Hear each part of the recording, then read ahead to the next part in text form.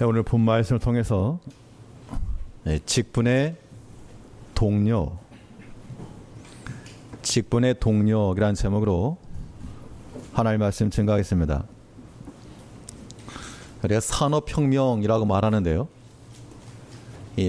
사람의 손으로 행하던 일에서 기계의 힘을 빌리게 되면 그 전과는 확연히 다른 그러한 일 처리 결과를 얻게 됩니다.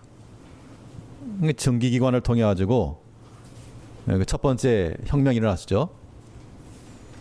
그 다음에 2차 산업혁명이라 그러면 전기를 이용해서 이 자동화 시스템을 갖춰 대량 생산, 대량 소비가 이루어지게 됐습니다. 그러니까 전기를 사용하기 전과 그 후는 일의 처리 속도뿐만 아니라 그 결과도 큰 차이가 있었습니다.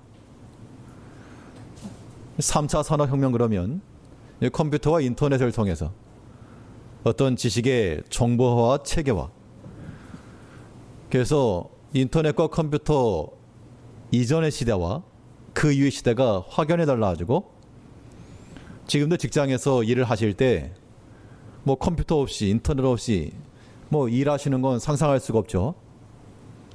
최소한도로 일을 하려면, 업무의 일을 보시려면 기본적인 그런 시스템들이 깔려 있어야 한다는 겁니다. 여기서 더 나아가 이제 우리에게 아직 익숙하진 않지만 4차 산업혁명이라고 불리는 사물 인터넷, 빅데이터, 인공지능 이런 것들을 기반으로 하는 것은 그렇지 않은 것보다 비교할 수 없을 정도의 업무 처리 양, 결과를 가져올 겁니다. 우리가 하나님의 일을 하는 주의 종들로서 이 직분을 감당함에 있어 우리는 어떠한 기본 바탕에 설 것인가? 우리가 어떤 일을 하려고 그러면 기본적으로 뭐 컴퓨터도 있고 인터넷도 깔려 있고 그러한 환경, 그런 조건이 되어야지만 정상적인 업무가 이루어질 것처럼 우리 모든 성도들이 성도라고 하는 직분, 또 하나님의 교회 내에서 여러 직분을 맡아 이 직분을 감당함에 있어서도 기본적으로 깔려 있어야 될 그러한 바탕과도 같은 것이 필요하다는 겁니다. 이 직분을 가능케 하는 동력과도 같은 그 동력원들이 필요하다는 것인데, 그러면 우리가 이 주의를 이루기 위해서 무엇을 바탕으로, 무엇을 근거로 해서 이 주의를 이뤄갈 것인가? 오늘 본 말씀을 통해서 살펴보도록 하겠습니다. 첫째로, 우리가 주께서 맡기신 주의를 잘 감당해내시려면 무엇보다도 강인한 영적 정신이 필요합니다. 영적 멘탈이라고도 말하죠.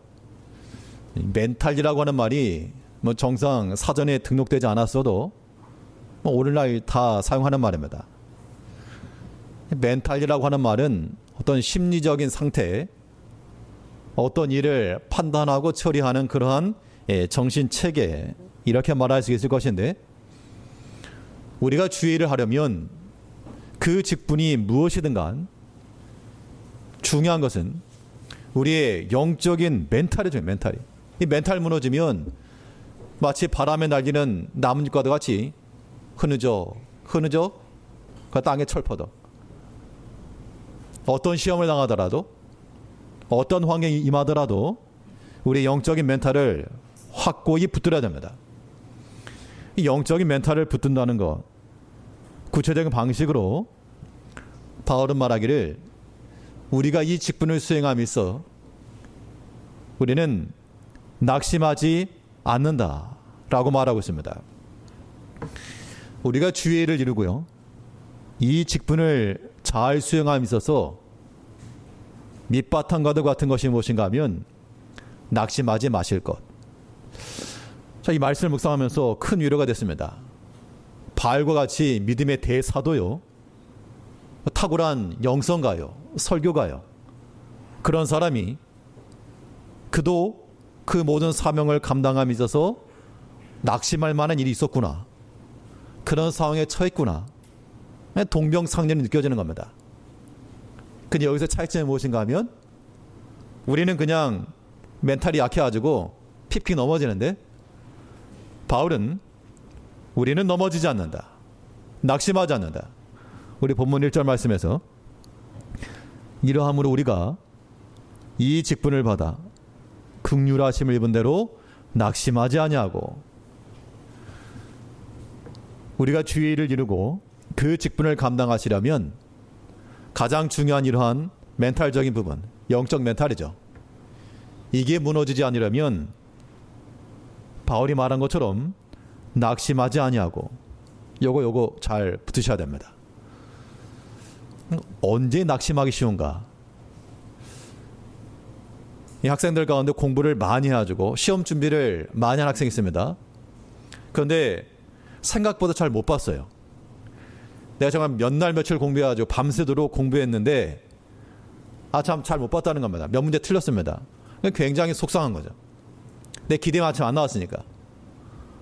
그래서 어떤 아이들은 공부 하나도 안 하고 찍었는데 맞았다고 되게 좋아합니다. 찍었는데 3개나 맞았다고. 그러니까 우리 어떤 일의 결과면에서 낙심한다라고 하는 것은 그 일에 더욱 힘을 쓰고 정성을 기울이고 마음을 쓰면 쓸수록 그 기대치가 미치지 못할 때, 그때 낙심하기 쉽다는 겁니다. 교회도 마찬가지입니다. 우리가 주의 일을 위해서, 교회를 위해서, 또 성도를 위해서 수고한다 할 때 열심히 하려고 합니다. 특심을 가지고 해요. 그러면 그 마음이 크면 클수록, 내가 열심히 하려고 하면 할수록 뺀질뺀질 거리는 사람이 보이게 되고요. 내가 시간을 내면서 하면 할수록 다른 사람 마음에 안 드는 게 보이게 되고요. 또 내 뜻대로 되지 않으면 속이 상하고, 내가 이런 꼴 당하려고 일을 시작했는가? 못하면 먹겠다. 그런 경향이 있기 쉽다는 겁니다. 그건 이미 멘탈 나간 겁니다. 그래가지고 직분 이룰 수 없죠.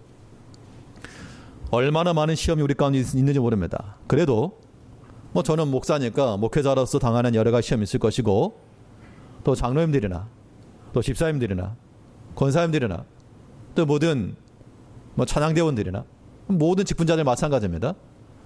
우리가 주를 위해서 수고하면 할수록 사람들이 알아주면서 참 잘했습니다, 박수 쳐주고 그렇게 할 것 같지만 그렇지 않다는 겁니다. 실상은 몰라줘요.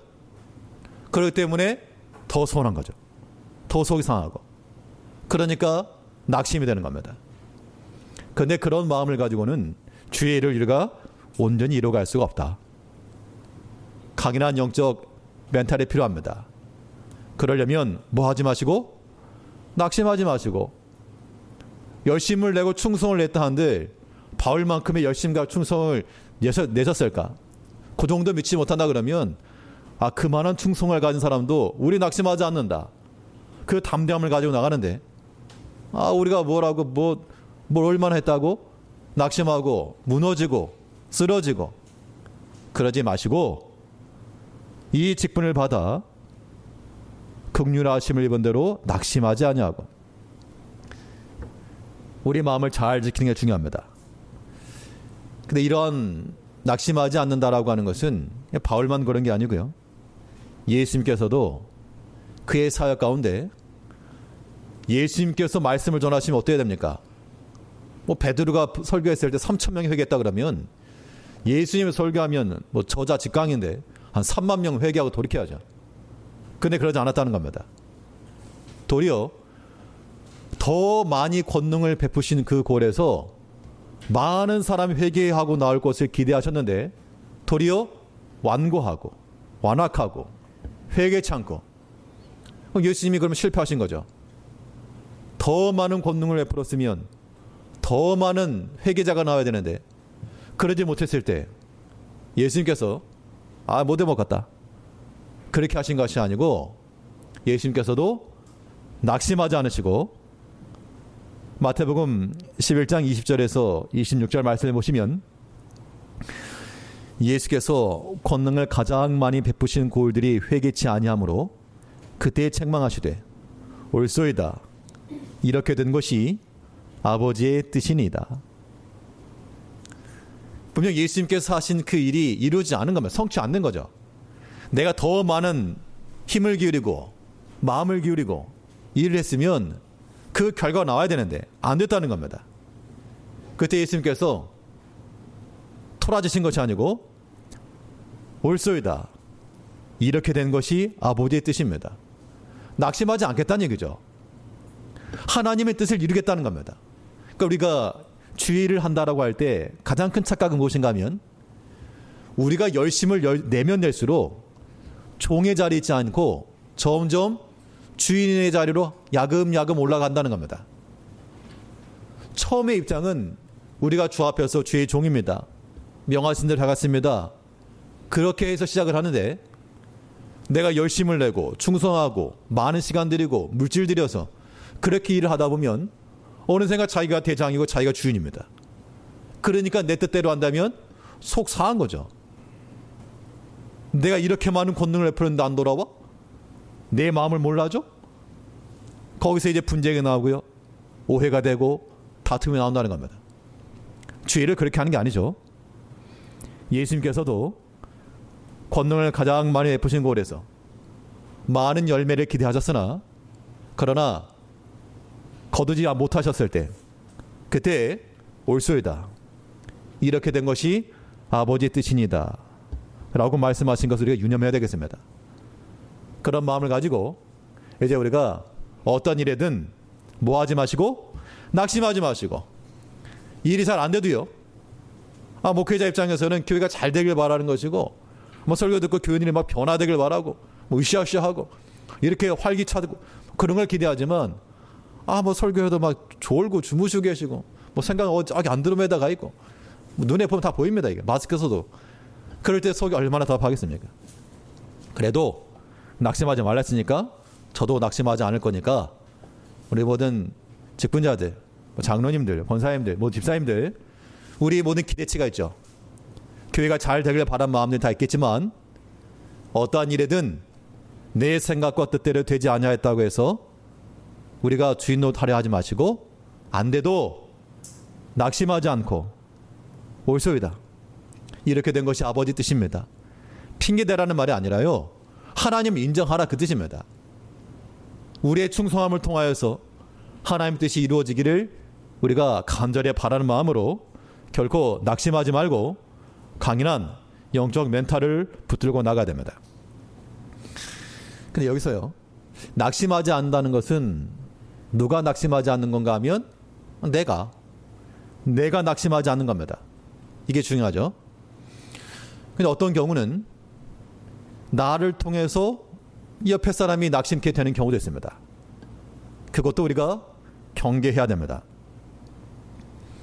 나로 하여금 나를 통해서 다른 사람이 낙심하게 되었다. 굉장히 큰 악한 일을 한 거예요. 악한 일. 굉장히 악한 일을 한 거예요. 우리가 지난주 오후 시간에 들은 것처럼 12명의 정탐꾼을 보냈습니다. 그들이 나머지 악평을 했던 사람들도 에스골 골짜기까지 올라가서 목숨을 담보하고 올라갔습니다. 보고 돌아왔죠.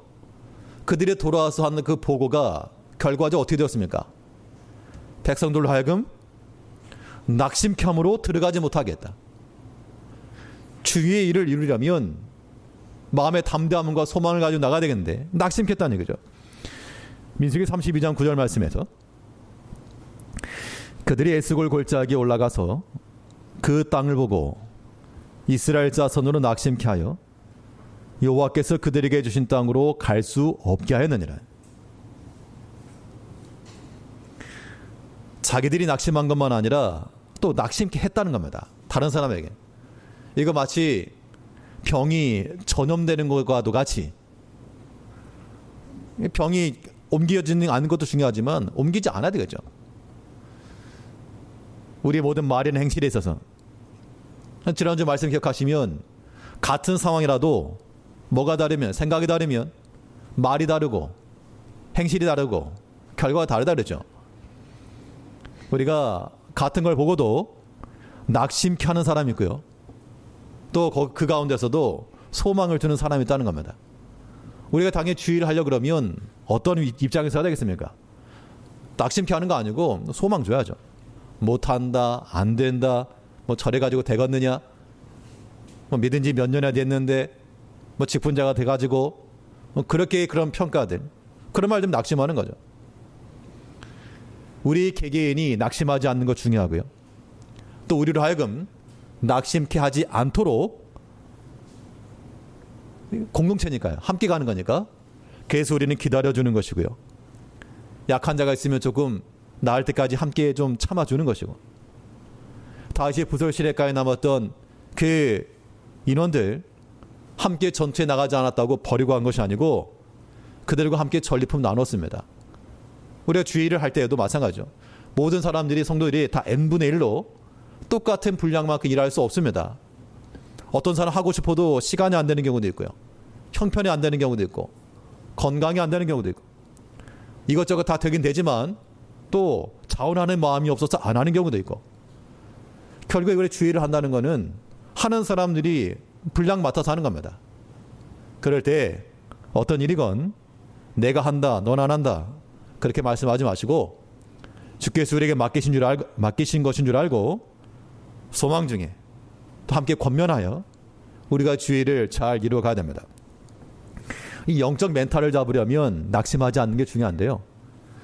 그런데 낙심하지 말아라 그런다고 해서 예, 안 하겠습니다, 그렇게 되는 게 아니죠. 배가 고파가지고 배고파요 그러는데 배고프다 그러지 말아라 그럼 예, 그렇게 할 수가 없다는 겁니다. 속에서 꼬르륵 소리 나는데 어떡합니까? 그것을 멈추게 하는 방법은 입속으로 집어넣어 줘야죠. 빵을 먹이든 밥을 먹이든 아무튼 뱃속에 채워야지만 배고프단 말이 안 나온다는 겁니다. 우리가 낙심하지 않으려면 낙심하지 마시오 그렇게만 해서 하는 게 아니고, 낙심이 될 만한 그런 상황 가운데 우리 마음이 하나님을 찾고, 낙심이 될 만한 그 상황 가운데서 소망을 찾고, 그럴 때 우리가 그 낙심 가운데서 벗어나 우리 영적인 멘탈을 잃지 않는 겁니다. 그러니까 하나님 찾으셔야 돼요.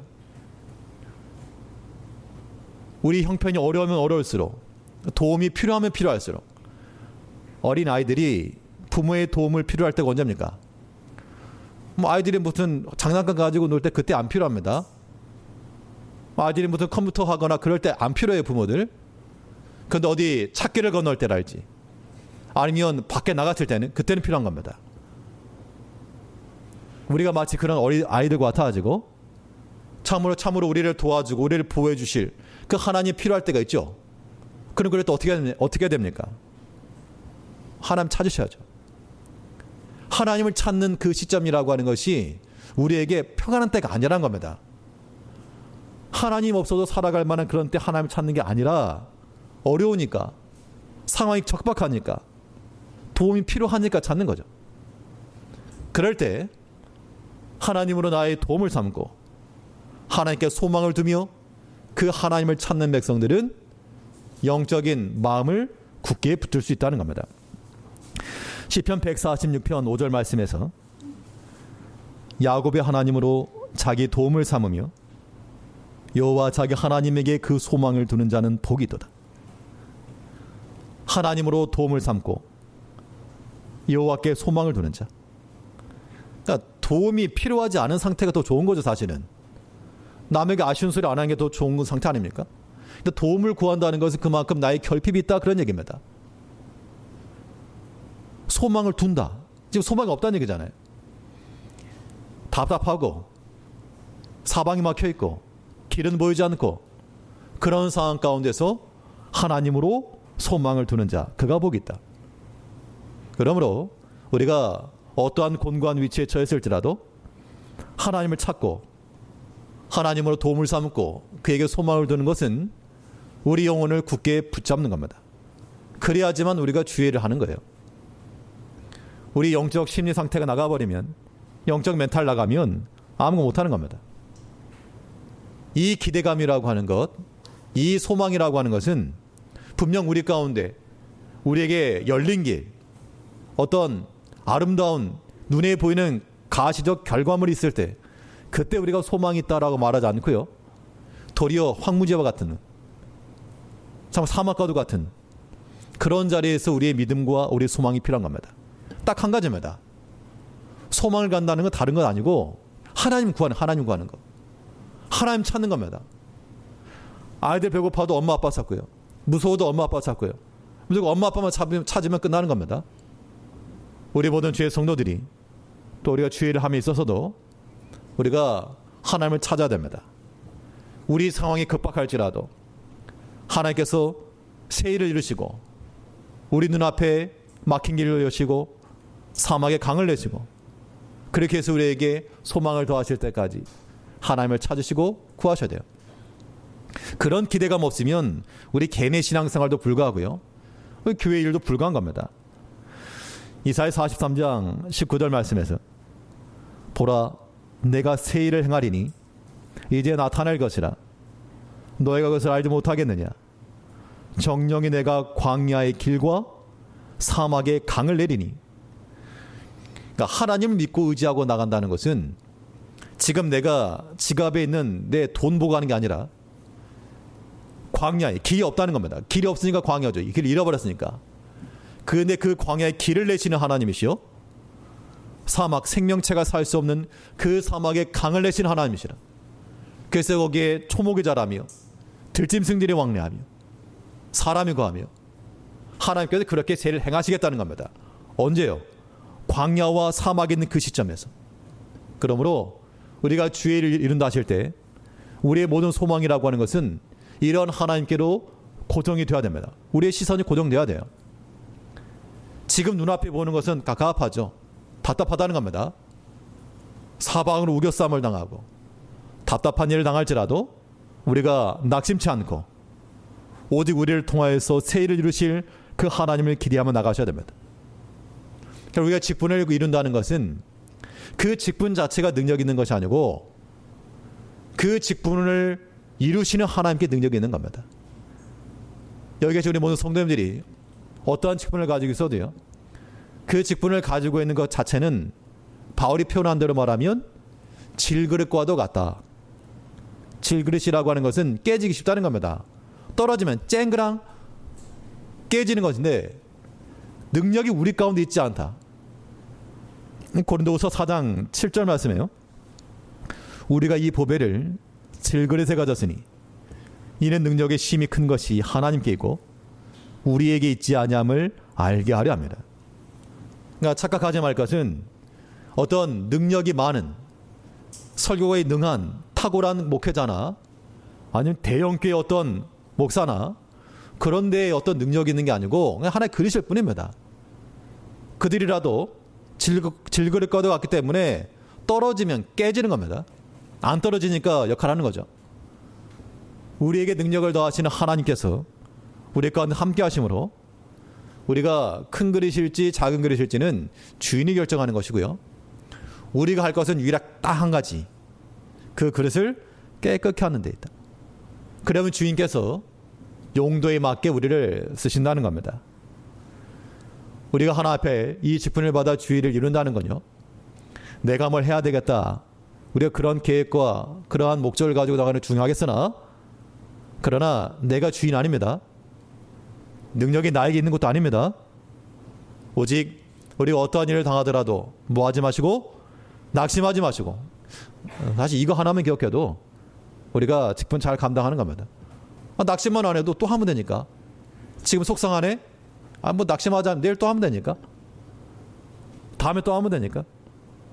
낙심하지 마시고 영적 멘탈을 붙잡고 하나님의 능력을 받아 하나님께 소망을 주시고, 지금 당장은 눈에 보이지 않을지라도 우리 세대, 다음 세대, 자녀 세대들 유치부 성약한다 그러는데 애들이 몇 명 안 되고 옆에 있는 어른들이 더 많고 그런 현실적 상황이 우리 눈앞에 보이죠. 그러나 그럴지라도 우리는 여전히 마음속에 소망 두시고 천하보다 귀한 한 영혼이 하나 앞에 귀하게 쓰임받을 것을 기대하는 마음을 가지고 그런 마음 함께 나아갈 때 이것이 우리에게 소망되는 것이고 그렇게 우리가 주의를 이루어가는 겁니다. 어떤 일이건 낙심하지 마시고 하나님을 찾으심으로 강인한 영적 정신을 가지고 살아가시는 우리 모든 성도와 우리 직분자들이 되어야 되겠습니다. 둘째로, 이 믿음의 직분을 잘 감당하기 위해서 우리에게 필요한 기본 바탕이 무엇인가? 영적인 상태만 중요한 게 아니고요. 우리의 육신적 생활도 중요한데 우리의 살아가는 모든 육신의 생활이라고 하는 것이 진실함 가운데 나가야 됩니다. 진실한 육체적 생활이 또한 우리 주의 직분을 이루는 중요한 축입니다. 우리 교회에 나오셔가지고 교양 있고 점잖하게 앉아들 계시지만 우리 마음을 들춰보면 여전히 세속적이요, 정욕적이요, 더러운 것과 이런 것도 많이 있죠. 그런 것들을 우리는 다 버리고 거짓된 것들 다 버리고 우리가 나아갈 때, 진실함 가운데 나아갈 때 주의를 하는 겁니다. 본문 4장 2절 말씀에서 이에 숨은 부끄러움의 일을 버리고 괴율 가운데 행하지 아니하며. 그러니까 바울은 그 고린도 교회에서 여러 가지 오해를 받았죠. 교인들로부터 반대도 받았고. 그러면 속이 상할 만한데 바울은 말하기 낙심하지 않겠다 라고 말하면서, 그러면서 그 사람들에 대해서 대항하고 싸우는 것이 아니라 도리어 자기 자신과 싸우며 우리 마음 가운데 있는 숨은 부끄러움의 일을 버리고, 혹여라도 나를 대적하고 나를 반대하는 사람들 미워하는 마음이 있을까, 혹여라도 덜 사랑하는 마음이 있을까, 그런 거, 부끄러운 것들, 수치스러운 것들, 그거 다 버렸다라고 말하고 있습니다. 우리가 드러나서 부끄러울 것 같으면 드러나지 않아도 우리에겐 부끄러운 것인 줄 알고 그거 버려야 됩니다. 일본 사람들의 특성을 말하는 것 가운데 하나가 혼내와 타테마이라는 게 있습니다. 혼내라고 하는 것은 본심이라는 뜻이고 타테마이라고 하는 것은 겉으로 드러난 것이다 라는 얘기인데, 속으로는 밉고 막 욕을 하고 싶어도 겉으로 아주 상냥하게 드러내지 않고, 어떻게 보면 사회생활 하려면 그런 게 필요할 수도 있죠. 자기 속마음 다 드러낼 수 없으니까요. 근데 우리 신앙생활에 있어서는 이 본심과 겉으로 드러나는 것들이 불일치한다는 것은 하나 앞에 증거를 받기 어렵습니다. 우리가 지금 겉으로 드러나는 외양이 경건하고 믿음이 있고 하나님을 경유하는 모습이라면 우리 속마음도 마찬가지래요. 우리 속마음도 경건하고 하나님을 경유하며 진실함 가운데 나가 한다는 겁니다. 그래서 우리 무엇보다도 우리 마음이 청결한 양심이 되고 거짓이 없는 믿음이 되고 그런 마음을 가져야 됩니다. 거기서부터 나오는 것이 주의 일을 이루는 그러한 참된 동이 되는 겁니다. 그들이 이미 살펴본 것처럼 디모데전서 1장 5절 말씀에서는 경계의 목적은 청결한 마음과 선한 양심과 거짓이 없는 믿음으로 나는 사랑이거늘. 이 사랑이라고 하는 것의 출처를 보니까 겉으로 얘기하는 그런 사랑 말고 청결한 마음으로 선한 양심으로 거짓이 없는 그 믿음에서부터 나오는 그 사랑을 가지고 나가야 된다. 우리가 주의를 한다 할 때도 마찬가지입니다. 겉으로 드러나는 그 열심만 다가 아니고요. 우리 마음 가운데 참으로 주를 사랑하는 마음으로, 교회를 위하는 마음으로, 성도를 섬기는 마음으로, 그런 마음으로 행하는 것, 이런 겉과 속이 다르지 않은 그런 진실함 가운데 나갈 때 우리가 주의를 이루는 겁니다. 진실함이라고는 우리가 어떻게 얻을 수 있을까? 우리가 추울 때 몸에 온기를 얻으려면요, 따뜻해야지 마음 결심 가지고 되는 게 아니라 그냥 난로 곁에 가면 됩니다. 그냥 따뜻한 난로 곁에 가까이 가면 가까이 갈수록 나는 점점 따뜻해지는 거죠.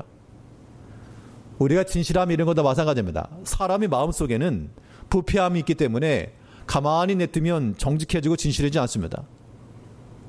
우리가 진실해질 수 있는 유일한 길은 빛 대신 하나님께 나가는 데 있어요. 하나님께 가까이 나가고 주와 함께 더불어 거하며 그와 함께 말하고 그로 인하여 생활하고, 그러면 그 진실함 그리스도께서 이기실 때 같이 이긴다 그랬습니다. 같이 이긴다. 계시록 17장 14절 말씀에서는 저희가 어린 양으로 더불어 싸우려니와 저희를 이기실 터이요 또 그와 함께 있는 자들 곧 부르심을 입고 빼내심을 얻고 진실한 자들은 이기리로다. 바울이 자기를 오해하고 있던 고린도 교회 성도를 향하여서 내가 너희를 그렇게 가르쳤느냐? 뭐 싸운 게 아닙니다. 고함 지르면서 도리어 그 마음 가운데 나를 오해하고 반대하고 있는 그들 가운데 그들을 고치려고 마음을 먹은 게 아니고 도리어 자기를 돌아보며 그의 숨은 부끄러움의 일을 버리고 진실함 가운데 나가며 교회를 속이지 아니하고 그런 마음을 가지니까 그 진실함을 통했다는 얘기죠. 교인들도 바울의 그러한 모습을 보고 바울이 바른 양심을 가지고 행하는구나. 우리가 오해를 했구나. 그렇게 해서 문제가 해결이 되었다는 겁니다. 일이 그렇게 이루어진 거죠. 바울이 논리가 없어서도 아니고요. 지식이 없어서도 아닙니다. 그러나 바울은 그렇게 접근하지 아니하고 내가 다른 건 몰라도 교인들과 싸워서 이기겠다. 그렇게 하지 않고 내 마음 가운데 모든 더러운 것들, 죄악된 것들, 혹이라도 드러날 숨은 부끄러움의 일들 버리고 진실하게 나가니까 진실한 자가 이기리로다. 어떤 직분의 문제만 아니고요. 우리 모든 개인의 신앙생활 혹은 뭐 직장생활도 마찬가지, 사회생활도 마찬가지입니다. 오늘날의 모든 사상은 속이고 감추고 이렇게 해서 뭔가 얻으면 된다라고 하지만 우리는 그렇게 사는 사람들 아닙니다. 성경이 뭐라 그랬습니까? 진실한 자가 이긴다. 진실한 자가. 지금 당장 손해보는 것 같을지라도 진실하게 나가면요. 거짓과 술수를 통해서 잘된 사람들이 두려워하게 되어 있습니다. 거짓과 술수를 통해서 승승장구했다. 처음엔 그게 좋아 보여도요. 시간이 지나면 진실하게 살아가는 자들, 도리어 핍박을 받았을지라도 진실한 자들이 더 영광을 얻게 되어 있다는 겁니다. 하나님의 말씀이 그러니까 그런 거죠. 우리가 진실함 가운데 나감으로 진실한 자들이 이긴다 그랬으니까요. 어린 양으로 더불어 주와 더불어 생각하시고 주와 더불어 말하시고 그래서 선한 생각, 말도 선한 말, 행동도 선한 행동 이런 것이 나올 때 그것이 주의 일을 이루는 가장 좋은 일이다. 다른 거 하려고 하지 마시고 다른 것으로 무슨 일 할 수 없습니다. 그러니까 주의 일이니까요. 주께서 쓰실 만한 깨끗한 그릇이 되도록 우리 자신을 잘 비우고요. 주인께서 아름답게 쓰실 때 작은 일이건 큰 일이건 그 주인의 쓰임 받는 것 그것이 아름다운 겁니다. 이 진실함을 위해서 우리가 거짓된 것을 몰아내야 되는데 거짓된 것을 몰아내는 방법 진실한 주의 말씀을 밀어넣는 겁니다. 생각에 밀어넣고 우리 입으로 밀어넣고 눈으로 밀어넣고 귀로 밀어넣고 그래서 우리의 모든 사상이 하나님의 말씀을 가득 차 있을 때 이 거짓 하나님의 말씀 자체가 빛이니까요. 그 말씀이 빛이요. 빛과 어둠이 공존할 수 없으니까 그 말씀 가운데 우리가 온전히 거할 때 우리는 세상을 이기는 그런 강력한 무기를 장착하는 겁니다. 그러므로 우리가 어떤 일을 행하건 이 일이 주의 말씀의 증거를 받고 있는가 그것을 살피는 것이 무엇보다 중요합니다. 오늘 본문 4장 2절 말씀에서 우리가 말씀을 혼잡게 아니하고 오직 진리를 나타내므로 하나 앞에서 각 사람의 양심에 대하여 스스로 청구하노라. 자기 자신을 깨끗게 한다는 것은 도덕적 행실을 깨끗게 한다 그런 의미가 아니라 하나님의 말씀을 혼잡게 아니하고 말씀 그대로 순전한 말씀을 그대로 받아 진리를 나타내므로 우리가 진실함에 거한다. 이런 상태에 가게 되면요. 어떤 일이 벌어지는가 하면 당당해지는 사람이 당당해지는 거죠. 뭐 숨길 게 없으니까 떳떳한 거죠. 우리가 주의 일을 함에 있어서는 이런 마음이 반드시 필요합니다. 이 당당함이라고 하는 걸 가지고 사람과 싸우라는 게 아니고 그 주의 말씀 우리 가운데 가득 채워져 있으므로 우리의 말하는 것이 행동하는 것이 말씀에 근거한 판단이요. 말씀에 근거한 말이요. 말씀에 근거한 보는 것과 듣는 것 되어야 한다는 겁니다. 그래서 우리의 모든 행실들이 주의 말씀을 따라 삼가 나갈 때 그것이 하나님의 진실한 것이며 그런 사람을 통해서 하나님께서 일을 이루어 가시는 겁니다. 시편 119편 9절 말씀에서 청년이 무엇으로 그 행실을 깨끗게 하리까? 주의 말씀을 따라 삼갈 것이니이다. 이게 어디 청년의 문제만이겠습니까? 주의 성도들이, 직분자들이 무엇으로 그 행실을 깨끗게 하리까? 주의 말씀을 따라 삼갈 것이니이다. 항상 주의 말씀 듣기 힘쓰시고 그 말씀 마음에 두시고 그 말씀대로 순종하여 우리의 진실함을 증거하고 그러므로 하나님께서 이루시고자 하시는 그 일에 온전히 쓰임받는 우리가 되어야 됩니다. 주의 일을 이룬다는 건요, 다른 거 아닙니다. 우리 영적인 멘탈이 굳건해야 됩니다. 그러려면 뭐 하지 마시고, 낙심하지 마시고, 하나님께 소망 두시고, 우리의 진실함과 말씀의 증거를 받은 그런 삶의 행실을 통하여 하나님의 일을 이루어가는 우리 모든 성도님들, 직분자들 되시길 바라겠습니다. 기도하겠습니다.